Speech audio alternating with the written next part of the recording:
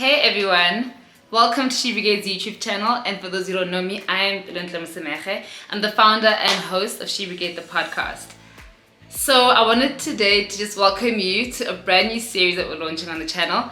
It's called Behind Her Scenes, and on this series, I take you behind the scenes of some amazing, phenomenal women that are doing amazing things, and we kind of get a little sneak peek behind the curtain to just see what it really takes to be who they are.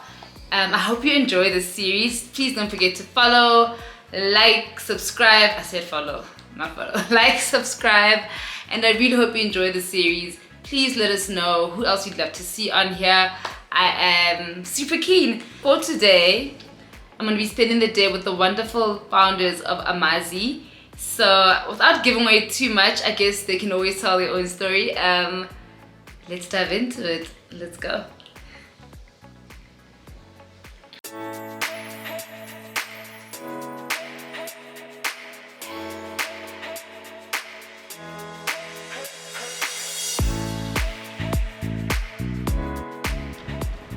Hey, I've made it to Amazi and we're about to go say hi. Hi Lisa, hi Divya. Welcome to Brigade. So before we kick off, I'd like you both to please introduce yourselves. You go. You go. You go. This is also, by the way, very much. This is the dynamic. The dynamic. Every day. So You go. Hi everybody, my name is Divya. I am CEO and co-founder of Amazi. And just really excited to be able to share a little bit about who we are, our journey so far, with everybody today. And I'm sure, without going into too much of a history about ourselves, the one thing that we definitely want to impart is we want to be able to encourage women on this journey of entrepreneurship. Yeah. Hi everyone. I am Lisa, co-founder and COO of Amazi Beauty, Amazi Nail Bar, Amazi Everything. We're very passionate about what we do at Amazi, and we hope to take you through the journey of who we really are as women on this journey. So, Divya, you're the CEO, Lisa, you're the COO. Can you tell us what the differences are in the roles? Wow. So I call her captain, right? Okay. So, let me tell you about her role, then she can tell you about mine. That's actually a good idea. Yeah, so she's the captain. She carries the vision of the brand. She does a lot of stakeholder engagement and continues to just get the Amazi brand, the Amazi name out there in big rooms. She also looks after everyone in the brand, in the sense that the goals that we have as an impact brand, whether we're meeting those goals, and just the general upkeep of the company itself, to make sure that whatever we do on a daily basis, we are able to deliver the impact that we're saying. In a nutshell. In a nutshell. In a nutshell. So I think Lisa's role as operations is a very high touch role. So it's a role that literally has to permeate every nook and cranny, literally, of what we do. It's also a very detail oriented, kind of actually compliance focused role, because when you build an organization, there are so many processes that need to be built organically as you go along. Those processes need oversight. That oversight needs to sit with somebody. And I think since we started, Lisa's kind of been building process over the years that has really culminated into what I think is actually a really well-run engine. So why the role allocation as well is because we look at what are our natural strengths as people. Yeah. So, Lisa is a very fast-paced, very detail-oriented person, and when she works, she moves quickly, and I'm slower paced. You're slower paced, but an absolute strategist. And strategy is my... She can, she has a vision that I've never actually seen from anyone before, and she has a way with words and just putting things together where it fits and it makes sense. So it's very easy to create process around that, because if the vision is clear, then you are able to put the steps together to make the vision work. I like to describe us as kind of like the paint by numbers type of canvas you get. Yeah. So you get the canvas that has to have the outline, you know. That's what I feel my role is to create the outline and the strategy. And then Lisa's role is to guide how everything is painted within that, you know. Yeah. That's such a good analogy. I love that. Can you guys just take us back and give us the history of Amazi? What is Amazi, first of all? What does Amazi aim to achieve? And where does Amazi come from? You know, it's really interesting. Our journey started actually out of failure, you know. And I think a lot of journeys do start out of some attempt or something that we had hoped would transpire and didn't. So our journey started out of a failed project, actually.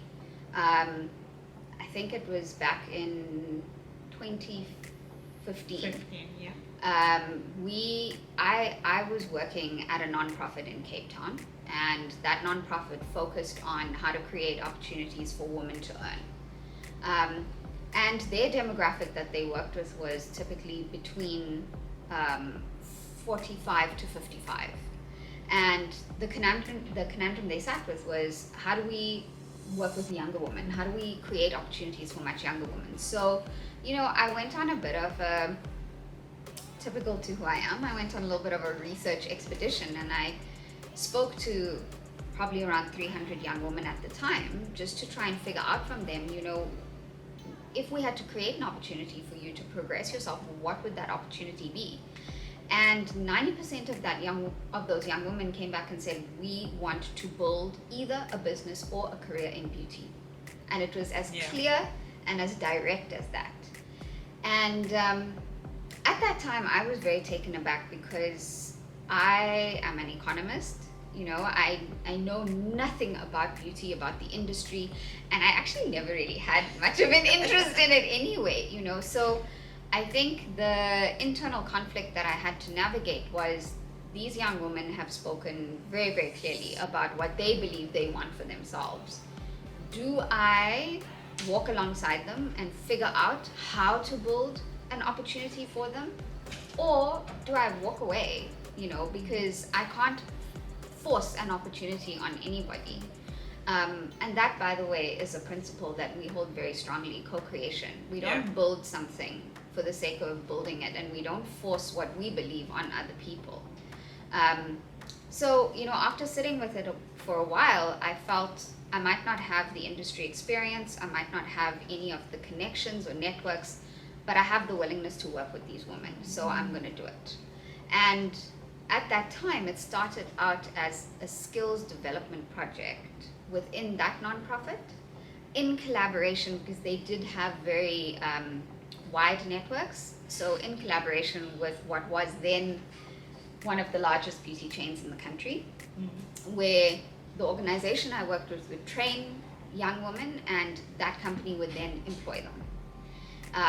And on paper, I mean, it just looked like such a perfect collaboration, you know.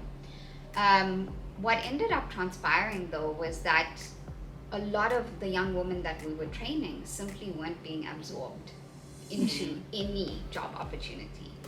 And we had tons of young women who would get their qualification and then go home and sit back at home, unemployed. And it was at that point that Lisa and I had just begun crossing paths on our journey, and she'll give you more context on how she came in. But it was at that point that I made the decision that we were going to open up an Amazi store so that we could absorb these women. You know, whoever was supposed to take on the absorption of the woman, that was not happening. And so using my life savings, we opened the first Amazi store in 2015. And it's kind of, that was the starting point for us to firstly go, actually, we're not going to rely on other collaborations we believe strongly in this, we believe strongly in the woman that we bring into our program, we're going to do it. And that also sparked a couple of very important things. One, it was the point at which I met Lisa. Two, once we had met and realized how aligned we were in the way that we see the world and what we want for ourselves and for women, we then decided to take everything independent and incorporate Amazi independently as its own company, with our own vision. And and that happened, in 2018? 2018, yeah. 3 years from the first store. From the first store. Yeah. Is when we actually incorporated. So what's interesting is how the universe always aligns you in a certain direction, because I started in the beauty industry and I qualified within the beauty industry as a dermatologist.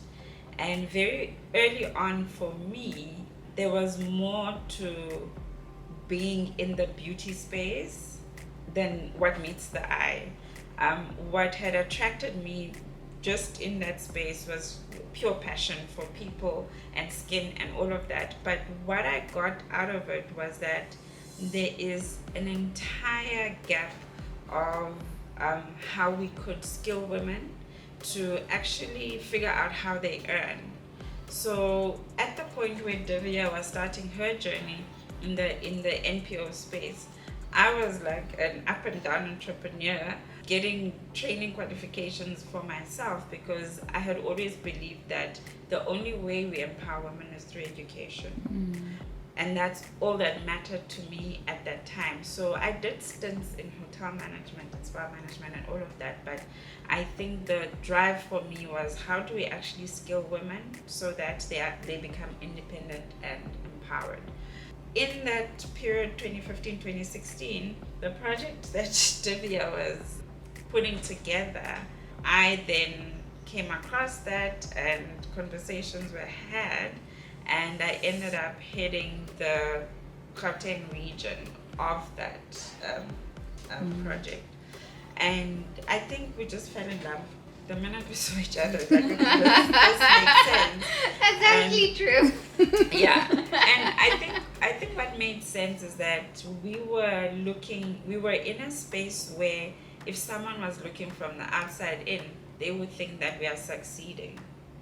But structurally and otherwise, there was a lot of failure that we were looking at. And we sat down the one day and we're like, what do we actually do?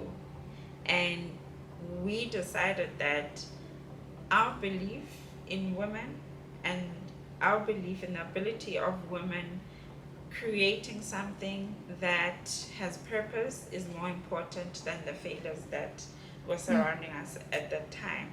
And that's how we actually journeyed through 2018. Because when you are around a space of failure and no one understands why you would feel like there's a specific way in which you're failing, it's very difficult to articulate that to the rest of the world. But we had a lot of courage. We had a lot of courage, and we stuck to our guns in purpose. And that is how we became. That is so true. Because at the time as well, Lisa and I were in this entire kind of joint collaborative project. Lisa and I were the only women of color. Yeah. And, that is a very important, I think, dynamic, that led us to also realize that we needed to create our own space. When you are the only woman of color and you are leading the plight of women of color, that is a very complex space to navigate. And, you spend so much energy justifying your existence that the little bit of energy that you have left over to actually progress your agenda, it's so small. Yeah. So I think that was a very big reason why at some point we just both decided we had to be brave. We had to go out there and craft our own space, because the space we craft for ourselves is actually going to become the space we craft for women of color. And that was a very scary decision Right. because at the time, people were actively telling us that we could not do it. They weren't even saying it behind closed doors. Yeah, we were laughed to our at, face. like To our faces.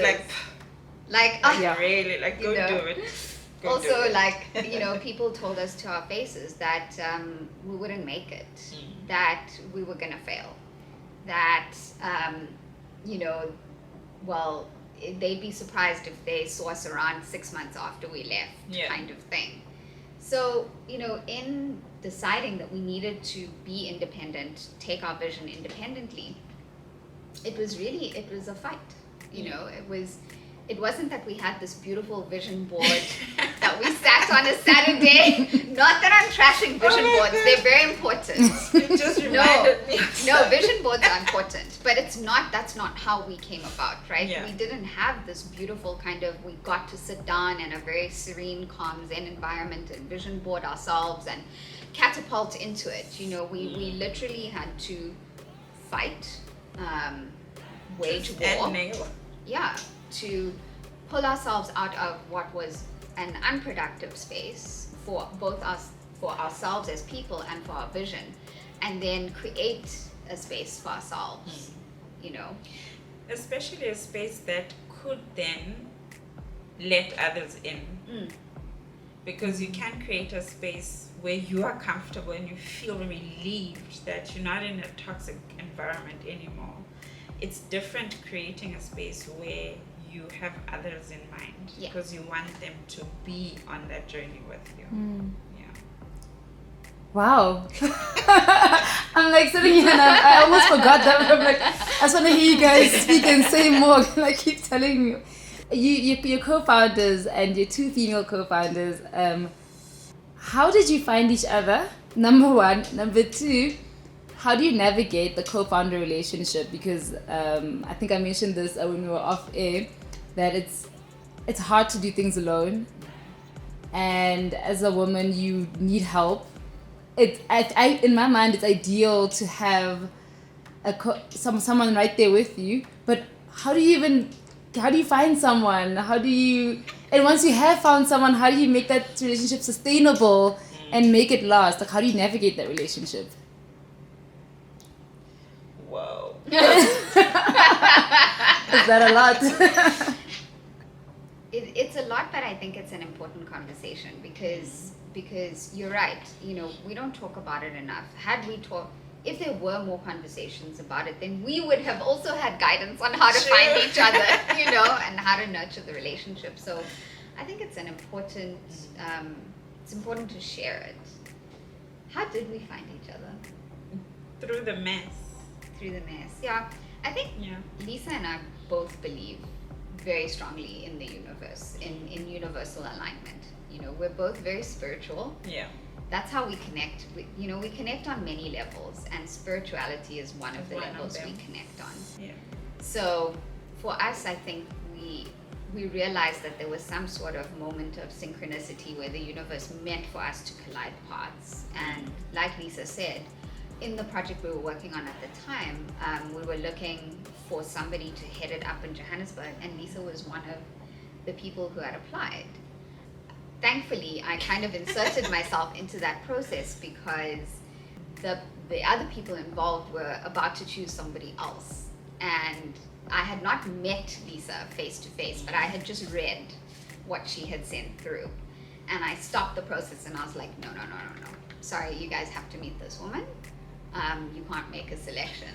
And so she came on board onto the project, right? Yeah. That was end of 2015. Yeah, end of 2015. Yeah. So that's how we met. Yes, she fought for me even before she met me.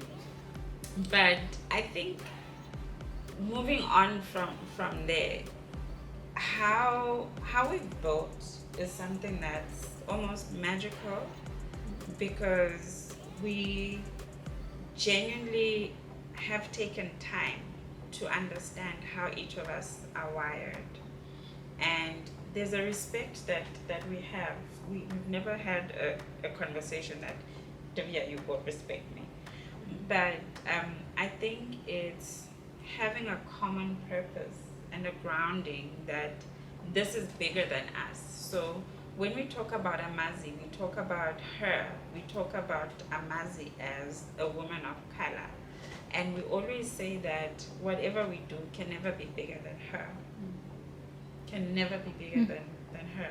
Because if our egos, our insecurities, our disempowered mindsets filter into any space that shadows her, then we are not impacting the world the way we want to. So I think there's a common grounding and respect that comes from understanding why we are walking this journey, why we're walking it together, and why I feel it's an honor to walk with Divya because she has such a different mind. So she inspires me in ways that I feel like I wouldn't have otherwise been inspired or pushed, but it's really, really about the belief that we have of Amazi, the woman, and all her elements. That's true. That's powerful. But I mean, also, I think we also don't take our relationship for granted. So we put a lot of work into our relationship, active work. So we've been investing in coaching, both individual coaching and collective leadership coaching for many, many years now. Because we don't take for granted that just because we have an alignment in values, an alignment in worldview, a connection, that is enough to make sure that our relationship is strong. And I think just as much as you work on a marriage, you know, we put the same amount, maybe if not more. I think more. More More. Yeah, we put work into how we communicate, how we understand each other. We invest in the relationship because the minute that you stop investing actively, you start taking all those very important things that you love about your relationship for granted. I mean, we've gone through some tough times with each other, you know. We fight, guys. We fight a lot.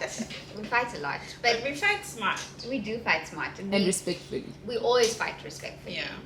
We Maybe fight is not even the right word, actually. We challenge. Yes. We challenge each other all the time. And we disagree a lot. But, you know, I think what makes us so strong is that we disagree all the time. You know, the picture of female co-founders should, I mean, some of the imagery I see out there is of something that's a bit too romanticized. Yeah. You know, yes, there's softness to the relationship. Yes, there's nurturing in the relationship, but actually the strength of the relationship comes from the disagreement. Yes. And the honest challenge. Conversation, Yes. I think. Like, we don't hold back on anything, really. We tell it like it is. It hasn't been easy because as women, I want to mute her if I feel like she's being too direct because of my feelings, you know. And I think once you break that cusp and you actually move past the emotion, past the insecurity of I'm not enough in the space, you actually build better and you build stronger. And that's just some things that we've found in female-led spaces. The fear of having honest and open conversation because you're afraid that, okay, she won't speak to me, she'll be passive-aggressive, I should hold back. So we call each other out. Yeah, it's really important. You two are social entrepreneurs, which is different from normal entrepreneurship. What's the difference, number one? Number two, I suppose, what are some of the challenges in the social entrepreneurship space that are unique to it versus the normal entrepreneurship space? Well, I mean, maybe the starting point to describe social entrepreneurship is, I think especially in South Africa, we have a very kind of binary view on what work is, in the sense that most of us have been raised to believe that nonprofits are for charity and they do good work, and we volunteer time on the weekends. But for-profits is where we make our money, pay our mortgages, send our kids to school, right? So we've already kind of created this differentiation where the real work happens at for-profits and the real money is made in for-profits, and non-profits do all of the feel-good work. And social entrepreneurship puts a completely different value proposition to the world and says, actually, there's a new way that you can create value. There's a new way for commerce to exist. There's a new way for capitalism to exist. And that is that you can build a business, you can strive for profit, and at the very same time, you can address social injustice through doing it. So you don't have to sit polarized on either end of this for-profit, non-profit spectrum. You can create a way where profit can actively, consciously drive investment in social justice. So that's what social entrepreneurship is. And I think in a country like ours, it's still very much at its infancy. All the way to the point where when you have to go register your entity. Right? When you go to the CIPC, they only give you the option of, are you a for-profit or you're non-profit? There's no social enterprise option, right? So what do you pick? Well, we picked both. You're doing it all. Well, and that's the thing, right at the very inception point of where you're asked to think or categorize what you're doing, we don't even have a format for social entrepreneurship yet. So I know that that's something that hopefully is in the works at a policy level. I don't know how long that's going to take to materialize, but essentially our structure is we've got a non-profit and a for-profit that sit side by side, because what we're trying to do is we're trying to emulate that marriage between the two. And it is very, very difficult because the world has been created to put impact and commerce at odds.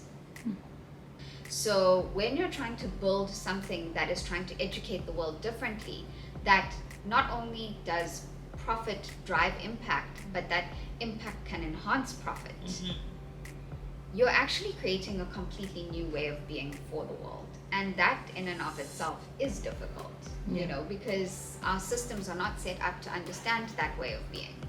So there's all sorts of also unconscious biases that we all walk around with when it comes to impact and our relationship between commercial value and impact that we have to keep confronting and undoing. But I think what is important and what's exciting is the idea that we challenge the old format of capitalism. I think that is starting to become a lot more part of our discourse. I hear it a lot more in conversation. I see a lot more young people challenge the way business is created and business is done. And I think that's exciting. But it is a lot of education and a lot of work to do because you're fighting against a system. So I think the challenges are more about how do we exist where there's tension, really, because in the way that we've incorporated already, there's a conflict between our entities in the way in which they're expected to exist, and down to how we do transactions. We have to think very carefully about how that impact is created, because an entity like SARS, for example, understands a PTY to operate in a certain way and a non-profit to operate a certain way. Now, when you put those together, even at SARS, they don't know what to do. They don't know what to do, So there you are one organization, but you've got these two entities and they speak different languages all the time. And what we always have to do is to bring them together. And that's the work that we feel needs to be done by all structures, corporates, entities like SARS, like everywhere. Every structure needs to start thinking about cohesion as opposed to breaking everything apart and making it so siloed, because those types of entities actually need each other for impact to happen sustainably. Yeah. Well, I've learned so much, right? I'm taking it all in. I think, thank you so much for sharing.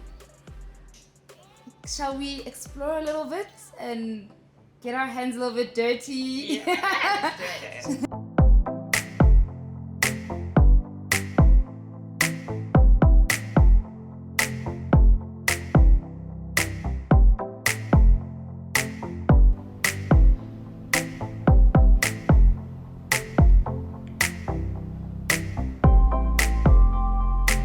We make our team do what we call quizzes. So every Friday we get together and we do something. So once we did yoga together, then we did hula hooping. And now we keep the hula hoop. Hey!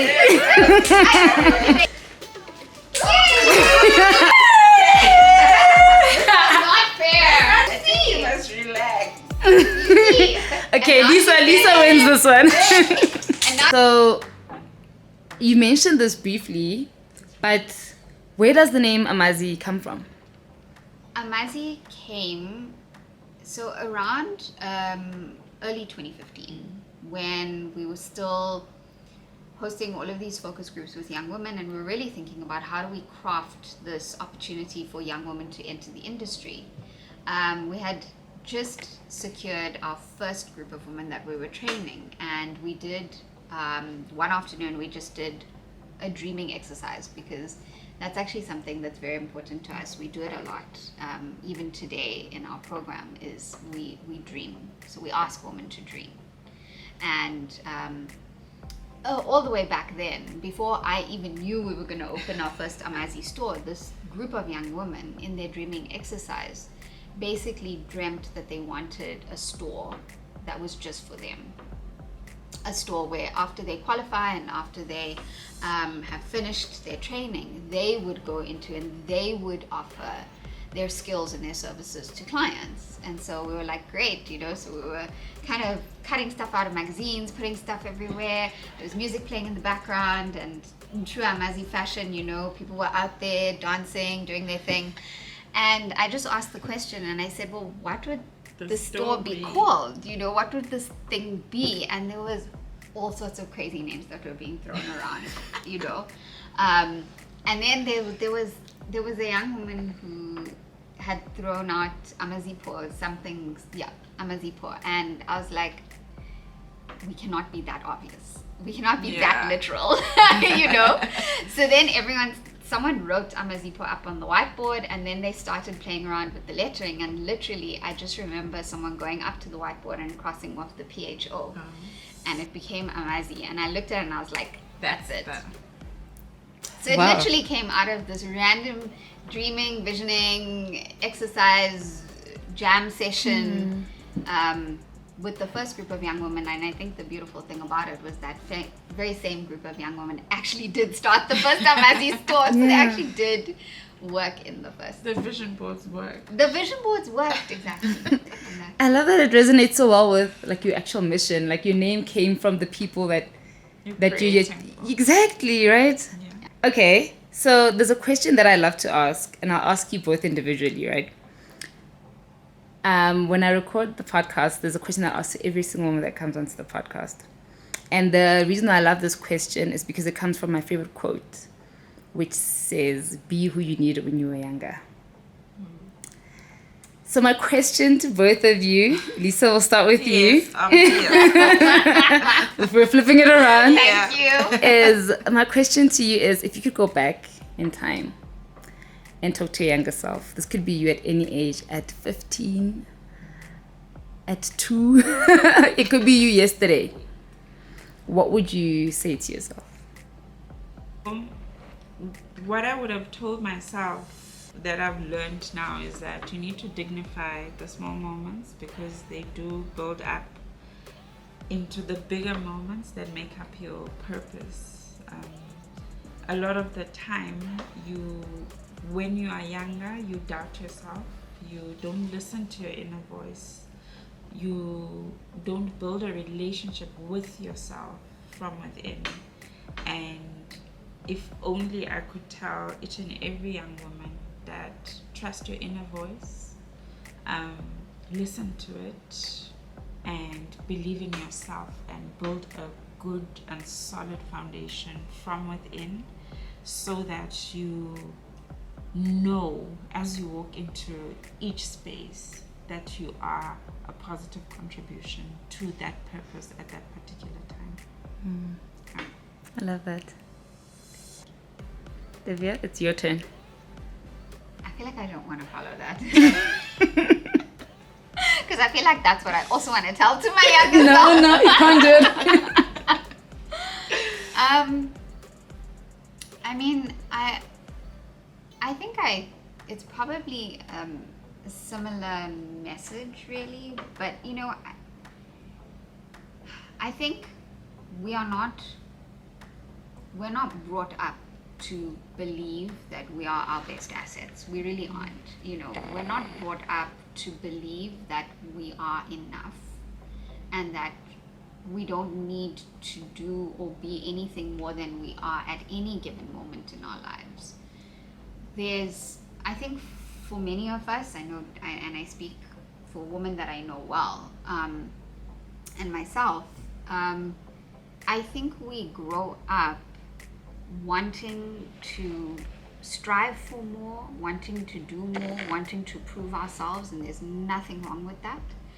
But particularly I find for brown and black women, I think we are almost primed that, hey, you are going to have to work 100 times harder. Hey? You're gonna have to, because people don't expect you to be there at the top, or people don't expect you to do well. And so that narrative builds up for ourselves, and it actually gets to a point where you don't even know how to back yourself anymore, because are you good enough? Because you've been told that you have to be 100 times better than the next person. And I think when I reflect on my own journey, that has been both a motivating factor and something that has actually been very difficult and held me back at the same time. So I think if I could have spoken to myself, I would have instilled from the time I could understand my first word that you are your best asset and you are enough.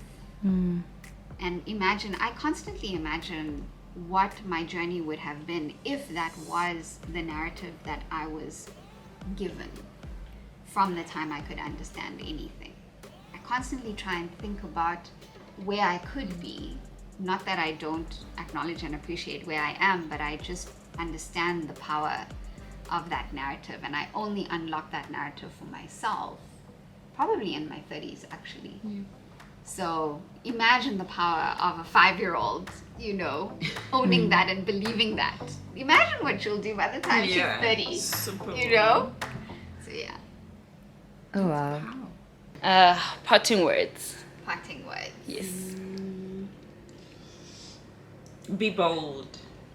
Always. And also value your community of women.